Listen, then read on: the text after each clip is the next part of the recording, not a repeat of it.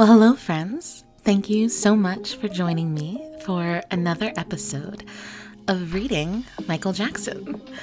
I am your host, Lena, and I'm so happy to be here with you again, talking about and reading Dancing the Dream. I'm in a wonderful mood today because I had kind of a Michael-oriented day. Nothing spectacular in the sense of I didn't go to some special event or anything like that. I got caught up on YouTube because, of course, and somehow ended up watching first a brief clip from an amateur video recording of a Bad Tour concert on the date I was born, and I was very excited. And then I ended up watching a significant portion of an amateur video recording, again, of the Bad Tour from, I think, Germany. And if you haven't looked up any amateur footage, well, number one, be warned that it is video quality-wise. It's not a great viewing experience because, of course, this is 1980s technology translated to 2025 methods of consumption. But if you're there for the essence and the spirit of it, like I am, and you're there just to see a possibly different angle of Michael doing something, then you'll love it. And I have to say, I've watched many Michael Jackson concerts, but seeing him from the perspective of the crowd, being able to see the crowd, being able to hear the people directly around the video camera and the person recording, getting to hear them respond and react. It was so exciting. It was so exciting getting to hear the crowd sing along to certain songs. When he would do something particularly incredible, hearing them scream and freak out. Just the whole experience. It was so cute and so... I keep smiling about it because it was just a beautiful time for me. And this is something, I'm kind of starting with this because I am a newer fan of Michael's. I mentioned this in one of the early episodes, but I've only been a fan. 2025 is 3 years of me being a fan. I became a fan, I think, December 2021, January 2022. So, I'm still very new. So the amount that I know about him and can instant recall about him kind of demonstrates just how obsessed I've been with him for a few years now. My point is that I did not experience being a fan of Michael while he was alive. I didn't know what it was like to be a part of that. And I never will know what it's like to be a part of that, which is a kind of a source of heartbreak for me, if I'm being honest. It saddens me greatly, but there's this element that I also am grateful for, that I get to discover him. My enthusiasm for him is relentless. My interest in understanding him is massive. And I have the excitement and energy and desire to continue to unearth more about him, whether that is amateur video footage from the Bad Tour, which is my favorite tour personally, or it's spending time diving deep into the context of this book. I appreciate that opportunity to do that. So not to say longtime fans don't, because of course you do. Of course. I've been in this kind of fever dream for the last 3 years of just constant newness and discovery and research and all of that. And it's just been really joyful for me. So this is all to say, if you aren't a fan that has watched a lot of Michael concert footage, do that immediately. Turn this off. Just stop. Stop listening to me and immediately watch a concert. But if you've seen a lot of concert footage but haven't recently watched any or haven't seen any of this rare amateur stuff, by all means, search for it. It's phenomenal. And a very unique experience. It made me cry several times. It gave me chills, just the context and the atmosphere. And, of course, seeing footage of Michael I've never seen before. It's just a very exciting thing. So with all of that said, that is why I'm in a great mood. I had fun. I enjoyed reconnecting with some of his performances again, and I've been very busy recently, so I haven't watched him very much. So this was a wonderful reconnection, and I thought, this is the day then I'm going to record another episode. And now here we are. With that said, let us get into this, the 14th piece from Dancing the Dream. It is very brief. I would say it's kind of like a short essay, or perhaps even notes to himself. Either way, we'll read it together and have a brief discussion about it. So this is Children.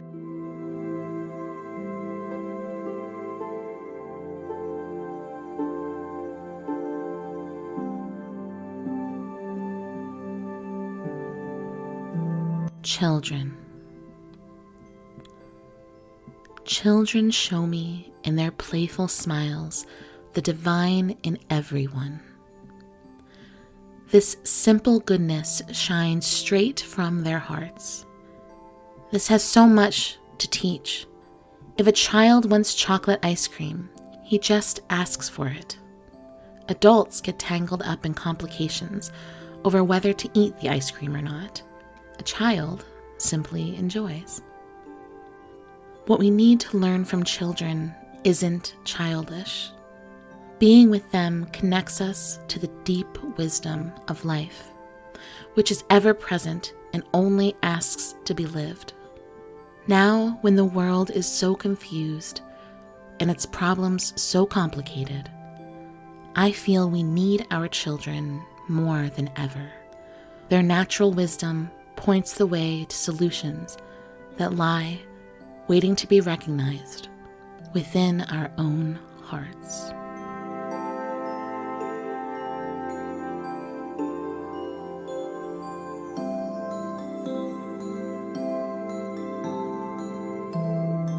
So, as I mentioned, this is a brief piece. There are a few pieces like this throughout Dancing the Dream that are shorter, that almost feel to me like little scraps that he's written, little notes he's jotted down to himself. When I think about this piece, Children, especially in light of the 13 previous pieces we've read, what strikes me as different about this piece is that this is the piece with the least amount of craft. And what I mean by that is that there are several pieces that are clearly creative works, where Michael clearly has a rhyme scheme or a clear structure of how he's writing or a kind of parable he's telling. This feels more like simply musings. And what I find interesting about that is that the other pieces leading up to this one offer symbolism, layers of meaning. This piece is almost like a statement that just gives greater context in plain and simple terms from him to us about why this is such an important topic to him. And I find that very useful and interesting. But because of that change in sort of the tone of this, I flipped ahead the next maybe 20 or so pieces, and I don't know that I saw any that are explicitly about children. Whereas prior to this, we had several that were. And it makes me wonder, as he was compiling this collection, if he decided to give some context intentionally after sharing multiple other pieces that touched upon his love and admiration for children. This one breaks it down. It very clearly states how he feels and very clearly calls out the themes that I think are obvious, but, maybe a little more hidden within the craft choices he made in the previous pieces.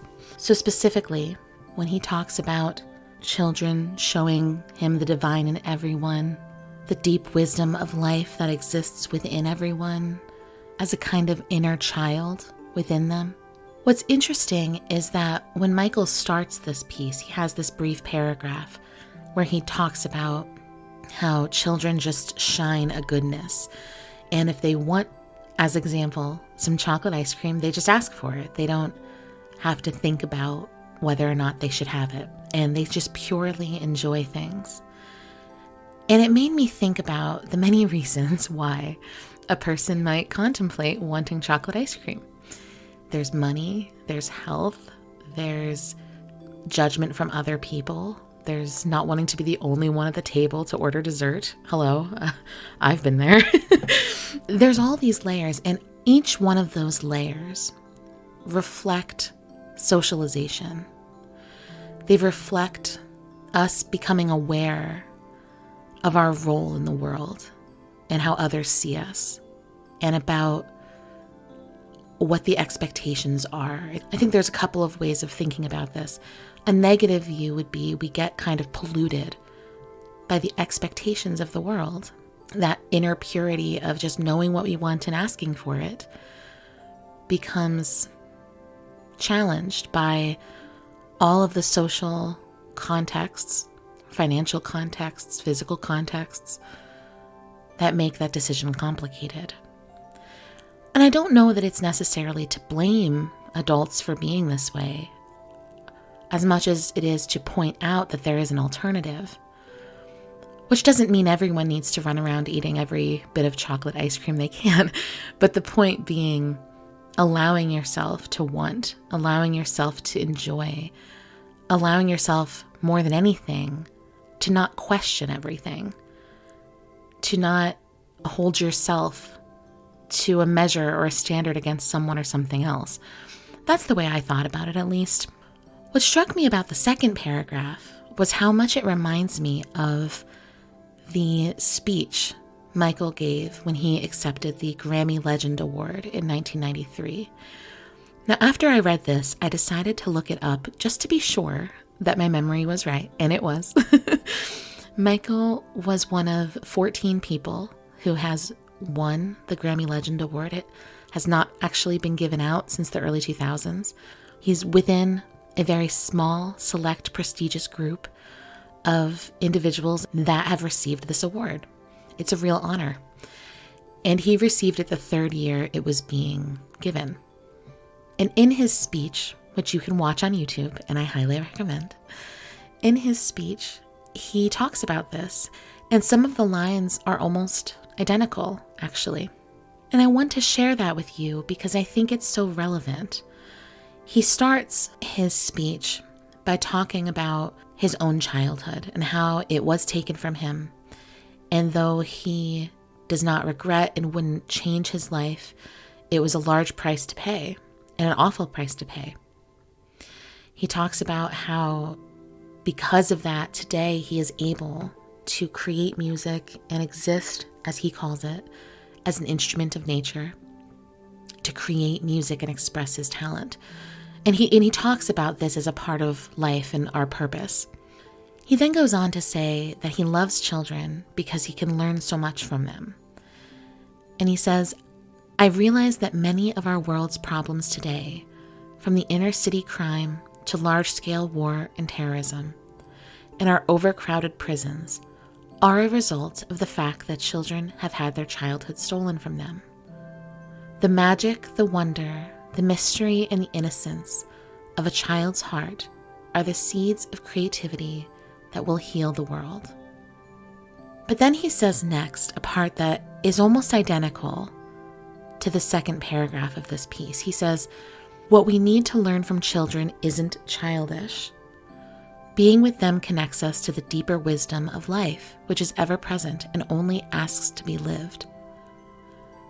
They know the solutions that lie waiting to be recognized within our own hearts. Today, I would like to thank all the children of the world, including the sick and deprived. I am so sensitive to your pain. I wanted to draw attention to this because this book came out prior to his receiving that award and accepting it and giving this speech. It made me wonder if this was part of a speech he was planning to write, or if this was musings, and as he thought about What do I want to emphasize in this moment on stage, addressing the public? What do I want to emphasize? What message do I want to send? It strikes me that this was a moment for Michael to promote himself, his career, his own image, but he chose it to be a moment to address this concept of childhood and the importance of childhood, both from linking it to him as a famous child star who famously gave up or sacrificed a lot of his childhood, to being a person now who admires children and looks at children as having something real to offer the rest of the world. I love that as a fan who wants to, admittedly, see and know everything that there is about Michael, read everything about him, completely understand him as much as I'm able to without meeting him myself. As a fan like that, I love that I have the context of this speech and this poem. I know they were made public, I think, a year apart, but there's this shared language. There's this consistency there. And this is largely a big part of the message we have received within this book as a whole so far. Throughout the book, there have been many points he has made, but one of the routine, frequent ones is this idea about children and the wisdom we can gain from them. So using that moment on stage to share this very clear, concise message that is so integral to his work, both musically and artistically, as well as in this book. I find that really incredible and insightful, and something that we can kind of turn to in our understanding of him and the choices that he made. Before I close, I want to address as well the photography in this section. Now, between Heal the World, the previous piece, and this one, there are a few different photos, stills of the Remember the Time music video, a photo of Michael during the Thriller era, a photo of him in a field on the mountains. I can't remember the name of the photo series, but it's beautiful. Highly recommend. I think he was in Colorado or something. But then on this page, adjacent to this page, is a photo of Michael. And it looks, I would think, like maybe a Motown shot. He's very young. I would guess maybe 10. And he has these big, brown, beautiful eyes that look, to me at least, very sad, and a very serious face. And when I look at him, of course, he's a beautiful child. But I do feel a sense of sadness of a childhood lost. And that's not something he's talking about in this poem or in this piece. It's just the kind of filler context I have of being a fan. But something I often wish and hope, and will never know, frankly, is how Michael viewed his child self. He had such love and compassion for all children of the world. It seemed evident in the things he said and did that he especially related to children whose life circumstances were out of their control, either through poverty, disease, or being orphaned at a young age. Michael has a kind of endless compassion for children. I can only hope that when he looked back at his own childhood, at his own adolescence, at his own coming of age into who he was at the time of writing and publishing this, I can only hope that he shared that same kind of compassion for himself. Because as a person who output so much love, and it was clearly seeking love to be returned to him, I hope he was able to give it back to himself.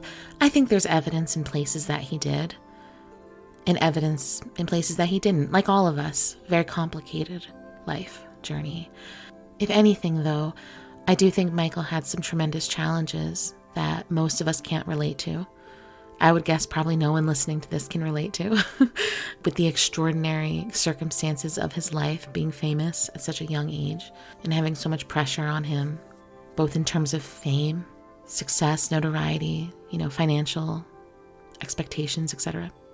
Either way, as much as it is a short and sweet piece, it is also a lovely kind of break at this point in the book before we head into some other topics as well. So, not that we will not be touching upon childhood or children within other sections of the book, because we will. But I did take a look ahead, and I saw it. Things are starting to transition a little bit into some other topics too, which will be very enlightening, I think. So I want to thank you all so much for joining me. I had a wonderful time recording today's episode, in part because of my fangirl moment at the front, but also because I like to find the connecting dots between the messages Michael gave out at different parts and points of his life. As I've said many times, Michael was nothing if not consistent. And the more you study him, as confusing as he might be at times, as mind-blowing as he might be at times when you're trying to kind of conceptualize these different parts of this very unique man, he also was very consistent throughout his life, especially from a personal and spiritual perspective. And that's something I think we could all sort of learn from and look to. Thank you again for joining me, and I look forward to continuing our conversation next time.